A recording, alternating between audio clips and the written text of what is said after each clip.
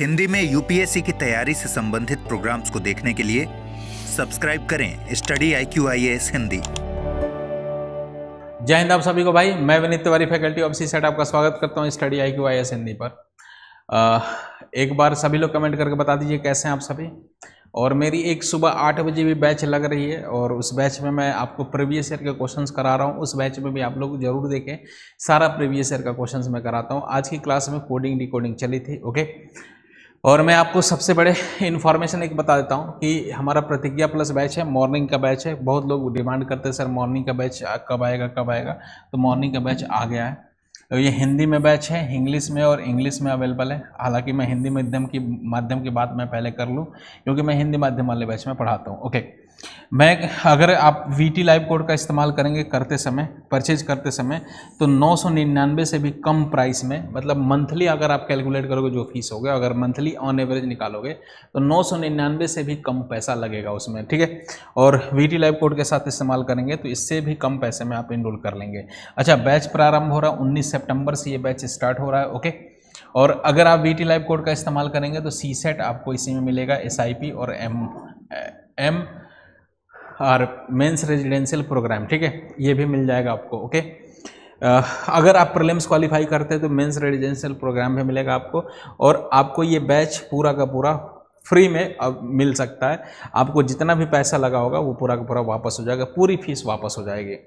हर हफ्ते 11,000 जीतने का मौका है। टेस्ट सीरीज होता है, टेस्ट में अच्छा परफॉर्म करिए, हर हफ्ते 11,000 मौका मिलेगा। मतलब फ्री में बैच है ये, और अलग से 11,000 और आपको अर्न करने का मौका मिल जाएगा। बस आप पढ़ते रहिए अच्छे से 19 सितंबर तक, ओके।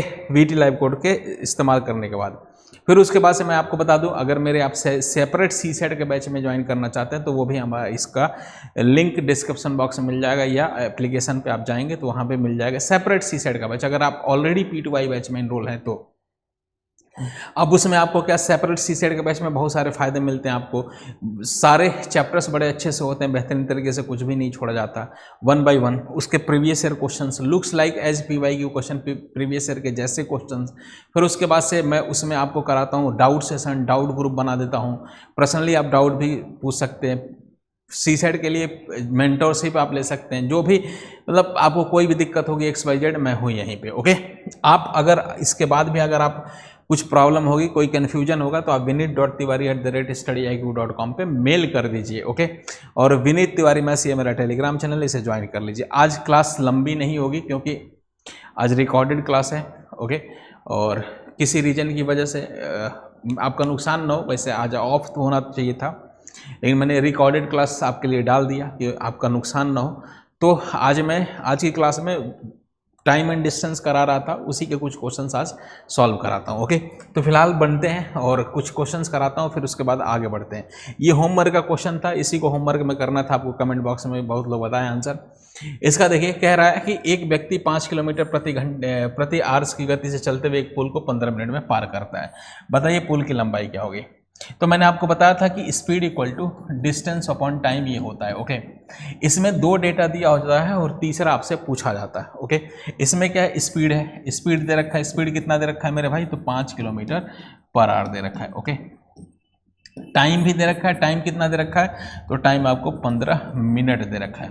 अच्छा, अब स्पीड या तो किलोमीटर पर आवर में, यूनिट कन्वर्जन हमेशा ध्यान रखते हैं, ये मिनट में है, ये घंटे में है, मिनट में है, घंटे में है। तो अब इनको हम एक साथ सॉल्व नहीं कर सकते। जैसे कुछ लोगों को लगेगा कि सर डिस्टेंस इक्वल टू क्या हो जाएगा, तो ये टाइम और स्पीड आपस में मल्टीप्लाई हो जाएगा, तो स्पीड इनटू टाइम हो जाएगा, ठीक है। लेकिन मेरे भाई एक बात समझिए, स्पीड इनटू टाइम होगा, ओके, स्पीड इनटू टाइम होगा, लेकिन इसी डेटा को हम ऐसे ही एज इट इज नहीं रख पाएंगे, ठीक है। क्यों? क्योंकि मैंने कल की क्लास में बताया था यूनिट कन्वर्जन का हमेशा ध्यान रखते हैं हम, ओके। अब यहाँ पे यूनिट कन्वर्जन का ध्यान रखेंगे मेरे भाई, तो मैं 2 ही यूनिट जाता हूँ, या तो किलोमीटर पर आवर को मीटर पर सेकंड में कन्वर्ट कर लूँ, यही। तो इसको मैं मीटर पर सेकंड में कन्वर्ट करता हूँ, मीटर पर सेकंड में। अब इसको मीटर पर सेकंड में कन्वर्ट करने के लिए मैंने बोला था कि 5/18 से गुणा कर लीजिए। तो एक्चुअली ये क्या हो गया, 25/18, ये मीटर पर सेकंड ये हो गया। अच्छा, अब ये सेकंड में आ गया, ये मिनट में, फिर अभी भी गड़बड़ है, तो इसको भी हमें चेंज करना पड़ेगा। इसको हमें किस में कन्वर्ट करना पड़ेगा, इसको हमें सेकंड में कन्वर्ट करना पड़ेगा, ठीक है। अब सेकंड में कन्वर्ट करने के लिए क्या था, ये 15 था, और 1 मिनट में कितने सेकंड होते हैं आप खुद बताइए। 1 मिनट में होते हैं आपके 60 सेकंड होते हैं, ठीक है। 1 मिनट में 60 सेकंड, मतलब इसको 60 से गुणा कर देंगे तो हमारा 60 सेकंड हमारा, ये हमारा सेकंड आ गया। अब यहाँ भी सेकंड, यहाँ भी सेकंड, अब आराम से डिस्टेंस इक्वल टू क्या हो गया, स्पीड इनटू टाइम। स्पीड कितना है तो मीटर पर सेकंड, अब कर सकते हैं आप, ये 25/18 हो गया, और ये हमारा ये हो गया 15 × 60 हो गया, ये हमारा सेकंड। ये स्पीड है, ये हमारा किसका था, ये टाइम का था। बहुत लोग कहेंगे सर इसको मल्टीप्लाई कर लें क्या, इसको डिवाइड, नहीं ऐसे ही छोड़ दीजिए, कट पिट जाता है अंत में। ये 6 से करेंगे, 6 से 3 बार, 6 से हमारा 10 बार हो गया। अब 3 से ये 15 कितनी बार, 5 बार हो गया, तो फाइनली हो गया 25 × 5 हो गया 125, और एक 0 हो गया, मतलब 1250 हमारा सही आंसर हो गया, ये एक छोटे से क्वेश्चन का, ठीक है। आगे बढ़ते हैं, ओके, ठीक है। तो आप ध्यान रखेंगे 2 बातों का, इसमें क्या था, किलोमीटर पर आवर था, तो हमें देखो, कुछ लोग कहेंगे सर इसको मिनट में क्यों नहीं कन्वर्ट कर लिया, मिनट में कर सकते थे। देखो, तो हमने डायरेक्ट, मैंने आपको बताया 2 ही यूनिट कन्वर्जन, या तो किलोमीटर पर आवर को मीटर पर सेकंड में, या मीटर पर सेकंड को किलोमीटर पर आवर में, यही 2 चीज़ें मैंने आपको बताई है, तीसरी चीज़ें मैंने आपको नहीं बताई है। और जब तीसरी चीज़ें आपको नहीं बताई है तो आप हो सकता है गलत कर ले, तो एक काम करो, इसको मीटर पर सेकंड में कन्वर्ट करो, इसको भी सेकंड में कन्वर्ट कर लीजिए, काम खत्म। कुछ लोग हैं सर इसको घंटे में कन्वर्ट कर लीजिए, लेकिन ऑप्शन ये मीटर में दे रखा है, क्योंकि मीटर में है, तो मीटर में दे रखा है तो इसको मीटर पर सेकंड में तो कन्वर्ट करना जरूरी होगा। अब ये सेकंड में हो गया, तो इसको भी सेकंड में कन्वर्ट करने के लिए 60 से गुणा कर लेंगे, सीधी सी बात है। अब इसको सॉल्व कर लेंगे, नेक्स्ट पेज पे चलते हैं। अब इसमें देखिए, मैंने कल की ही क्लास में बताया था, मैंने आपको यहीं पे 2 एग्जाम्पल लिया था। मान लीजिए एक रेलगाड़ी हो गया और ये दूसरी रेलगाड़ी हो गई, कल के क्लास में एग्जाम्पल बताया था। एक रेलगाड़ी दूसरी रेलगाड़ी को अगर पार करे तो कितनी दूरी तय करती है, तो देखो जरा, ये इसको मान लो, इस पे फोकस करिए, ये इंजन आया, चला, ये पहली वाली रेलगाड़ी के बराबर चला, फिर उसके बाद अपनी लेंथ के बराबर आगे जाएगा, तभी तो क्रॉस करना मानेंगे। मतलब एक रेलगाड़ी दूसरी रेलगाड़ी या किसी प्लेटफॉर्म को पार करती है, अगर ये प्लेटफॉर्म भी है तो पार करती है, तो कितनी दूरी तय करती है, तो खुद की लंबाई तो तय करती है और फिर रेलगाड़ी की भी लंबाई तय करती है, ठीक है। तो कुल मिला के इसमें देखिए डेटा, एक रेलगाड़ी है ये, और प्लेटफॉर्म की लंबाई है, मतलब डिस्टेंस में क्या होगा, डिस्टेंस में हमेशा ध्यान रखिएगा, रेलगाड़ी किसी प्लेटफॉर्म को ट्रेन पार करती है तो खुद की लंबाई और प्लेटफॉर्म की लंबाई ऐड करके पार करती है, ठीक है, हमेशा। या ट्रेन किसी ट्रेन को भी पार करती है तो खुद की लंबाई और ट्रेन की लंबाई दोनों को ऐड करेंगे, हमेशा लेंथ ऐड कर लेंगे, ओके। तो अब देखो इसमें क्या है, रेलगाड़ी प्लेटफॉर्म को पार कर रही है, तो इसमें लेंथ ऑफ ट्रेन होगा और लेंथ ऑफ प्लेटफॉर्म भी होगा। अब लेंथ ऑफ ट्रेन तब जाके टोटल डिस्टेंस कंप्लीट होगा। तो लेंथ ऑफ ट्रेन कितना दे रखा है 120, और लेंथ ऑफ प्लेटफॉर्म कितना दे रखा है 230। अब इसको ऐड कर देंगे मेरे भाई, इसको ऐड करेंगे तो ये 350 आ जाएगा, ये 350 मीटर हो गया। तो डिस्टेंस आपका आ गया 350 मीटर। स्पीड कितना दे रखा है मेरे भाई, तो स्पीड दे रखा है हमारा कितना, 90 किलोमीटर पर आवर दे रखा है, तो 90 किलोमीटर पर आवर। अब आपको एक ही बात पता है कि स्पीड इक्वल टू क्या होता है, डिस्टेंस अपॉन टाइम होता है, यही फॉर्मूले है। अब इसमें मैंने बोला हमेशा कि 2 डेटा दिया गया होगा, तीसरा आपसे पूछेगा। अब इसमें डिस्टेंस दे रखा है, स्पीड दे रखा है, टाइम्स पूछ लिया, तो टाइम कैसे करेंगे, तो टाइम इक्वल टू क्या होगा, स्पीड को इधर लेके आएंगे तो डिस्टेंस अपॉन स्पीड होगा, बोलो ना आप, ओके, डिस्टेंस अपॉन स्पीड।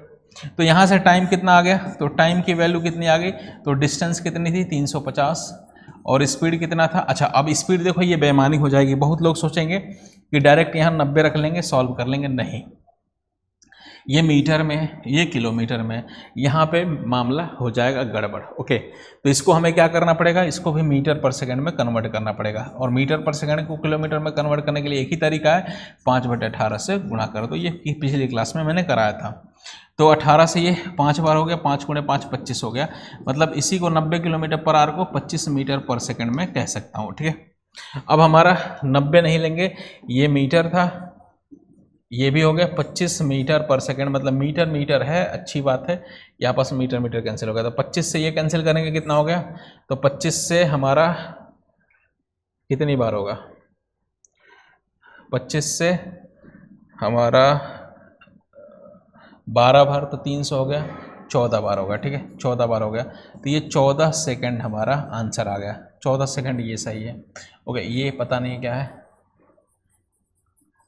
9 सही 1/, इतना सेकंड कर लीजिए, ये सेकंड, ठीक है।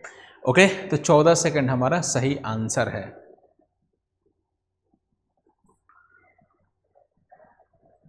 ओके, चलिए आगे बढ़ते हैं। अब सेम वही है क्वेश्चन, कह रहा है कि 36 किलोमीटर प्रति घंटा की चाल से चलने वाली एक रेलगाड़ी एक खंभे को पार करने में 25 सेकंड का समय लेती है। अब इसमें डेटा पहले लिखिए। डेटा क्या है? स्पीड इक्वल टू दे रखा है हमारा 36 किलोमीटर पर आवर दे रखा है। ओके, टाइम क्या दे रखा है मेरे भाई? टाइम दे रखा है 25 सेकंड दे रखा है। इसमें तो कन्वर्ट पहले करना पड़ेगा इसको सेकंड में। अच्छा, एक डिस्टेंस भी दे रखा है, तो कुछ लोगों को लगेगा कि सर ये लेंथ, एक डिस्टेंस भी दे रखा है, स्पीड इक्वल टू क्या होगा? डिस्टेंस अपॉन टाइम होता है। सर स्पीड दिया है, टाइम दिया है और डिस्टेंस भी दे दिया, तो इसमें क्यों पूछ रहा है? तो देखो, सीधा सीधा अगर क्वेश्चन आप ध्यान से पढ़ेंगे ना, तो ये रेलगाड़ी है और खंभे को पार करने में इतना करती है, तो इतना मीटर लंबे पुल को पार करने में कितना समय लगेगी, ठीक है। अब देखो ये है ना, रेलगाड़ी 36 किलोमीटर पर आवर की स्पीड से खंबे को पार करती है, तो यहाँ से रेलगाड़ी की हम लंबाई निकाल सकते हैं। रेलगाड़ी किसी खंबे को पार करती है तो कितनी दूरी तय करती है?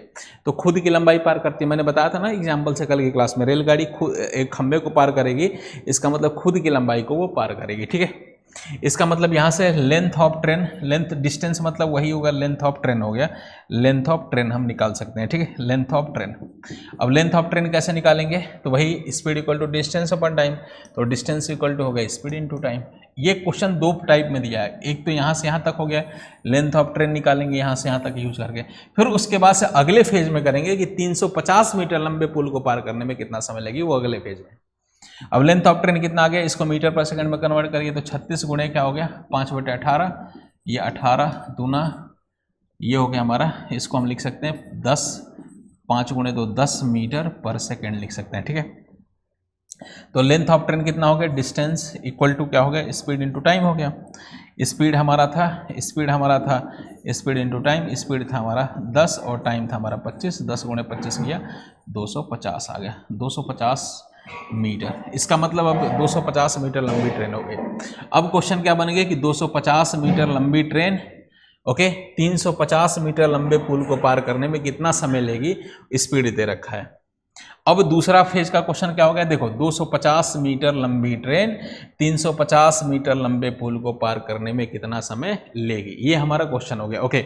तो अब यहाँ से डिस्टेंस दूसरे फेज का निकालेंगे, लेंथ ऑफ ट्रेन। ट्रेन किसी पुल को पार कर रही है तो क्या करेगी? देखो ये हमारा है ना 350 मीटर लंबे पुल को पार करने में, तो लेंथ ऑफ ट्रेन और लेंथ ऑफ पुल, क्या मैं कह रहा हूँ जरा समझिए। पहले इस क्वेश्चन से हमें क्या निकला? टाइम दिया था, स्पीड दिया था, तो हम यहाँ से रेलगाड़ी की लंबाई, क्यों? क्योंकि इसमें कह रहा है ना कि रेलगाड़ी किसी खंबे को पार करेगी, खंबे को पार करेगी इसका मतलब खुद की लंबाई, तो भाई खुद की लंबाई वहाँ से निकल जाएगी ना, उसकी खुद की लंबाई निकल गई 250 मीटर। अब आगे अगर क्वेश्चन सॉल्व करेंगे, पढ़ेंगे, तो क्वेश्चन यही निकलेगा कि 250 मीटर लंबी रेलगाड़ी जो 36 किलोमीटर पर आवर की गति से चल रही है, 350 मीटर लंबे पुल को पार करने में कितना समय लेगी। अब देखो यहाँ से निकाल लिया हमने ट्रेन की लंबाई 250 मीटर, पुल की लंबाई 350 मीटर दिया है। अब ये टोटल कितना हो गया डिस्टेंस? तो डिस्टेंस हो गया हमारा, ये हमारा आ गया 600 मीटर हो गया, मतलब 600 मीटर लंबी रेलगाड़ी डिस्टेंस हो गया। अब स्पीड ऑफ ट्रेन क्या था? 36 किलोमीटर पर आवर, वो ऑलरेडी कन्वर्ट किया था, 36 किलोमीटर को 10 मीटर पर सेकंड कर सकते हैं।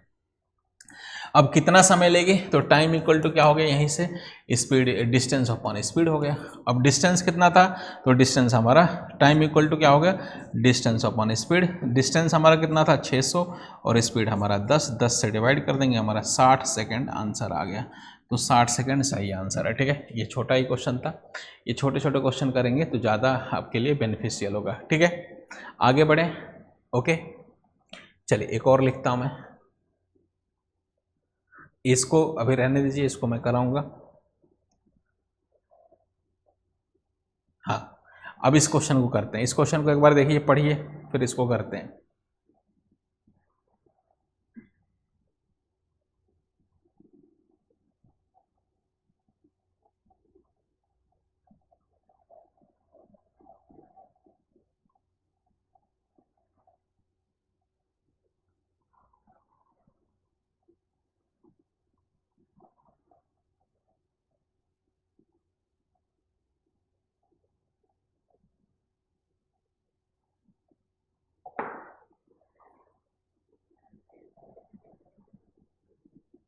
अच्छा, अब देखिए इस क्वेश्चन में मैंने बोला कि रेलगाड़ी किसी प्लेटफॉर्म को पार करती है, अगर इसमें डेटा लिखेंगे 30 मीटर पर सेकंड तो स्पीड भी हो गया 30 मीटर पर सेकंड।